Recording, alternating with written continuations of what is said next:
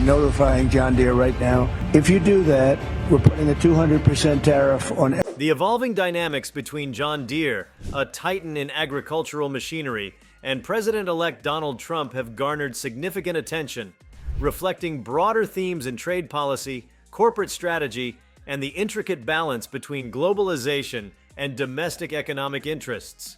Before we start, smash the like and subscribe buttons for more updates. In mid-2024, John Deere announced plans to relocate certain manufacturing operations from its Midwest facilities to Mexico. This decision was part of a broader strategy to optimize production efficiency and reduce costs.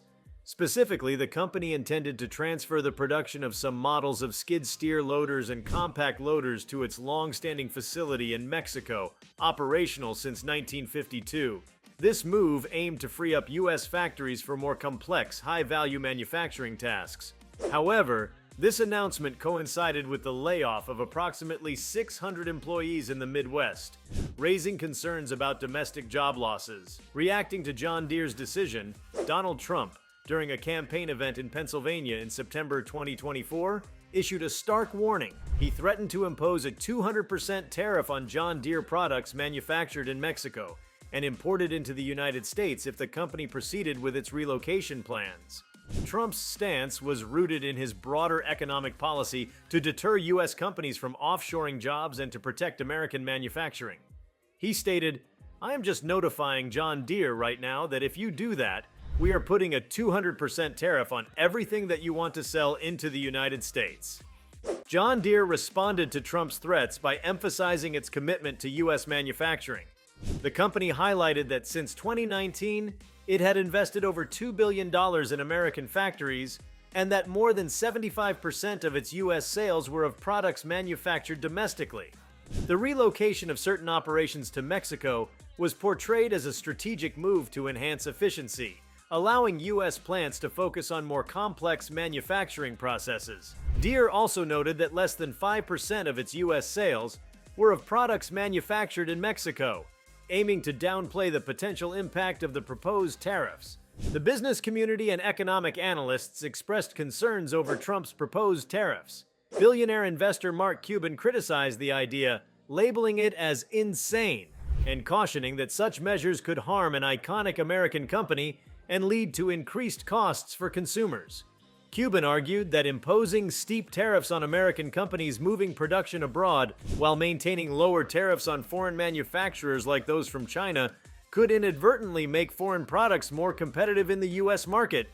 The tension between John Deere and the incoming Trump administration has broader implications for the U.S. agricultural sector. Farmers who rely heavily on John Deere equipment could face increased costs if tariffs are imposed, leading to higher prices for machinery.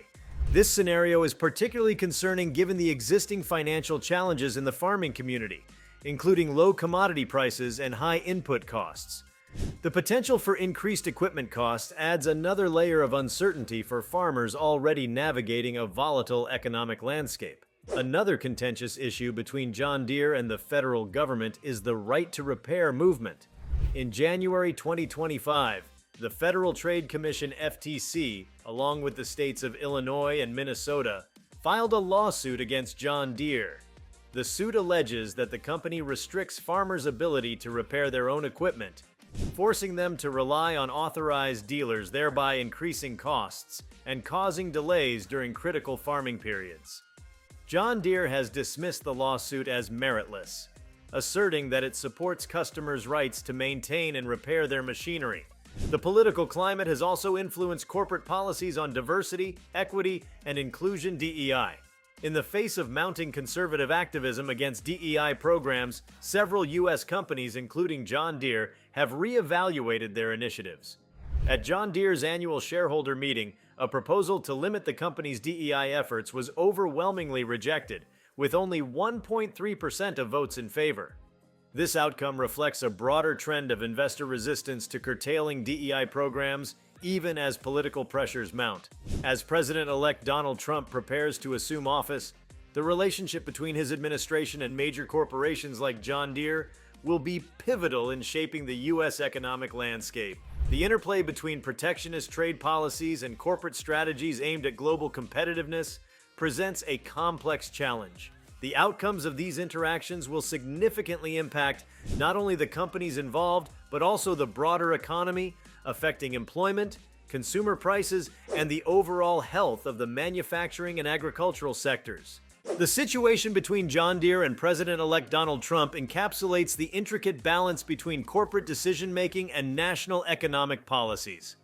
As both entities navigate this evolving landscape, their actions will serve as a barometer for the future direction of U.S. manufacturing, trade policies, and the ongoing debate over globalization versus domestic economic interests. The situation between John Deere and President-elect Donald Trump is emblematic of a larger battle playing out between corporate globalization strategies and nationalist economic policies. The 2024 election reignited debates on trade, manufacturing, and the role of American businesses in a globalized economy. As Trump prepares to take office, the impact of his proposed tariffs and economic policies on corporations like John Deere could have significant ripple effects. John Deere, like many multinational corporations, has carefully balanced its operations across multiple countries to optimize costs, production efficiency, and market access. The company's presence in Mexico is not a new development. It has been manufacturing there for decades. However, in an era of heightened political scrutiny over offshoring, any shift in production outside the United States has become a flashpoint for controversy. The move to relocate certain manufacturing operations to Mexico is a strategic one. John Deere benefits from lower labor costs, access to trade agreements, and proximity to key markets in Latin America. At the same time, its U.S. factories continue to produce high-value, technologically advanced machinery.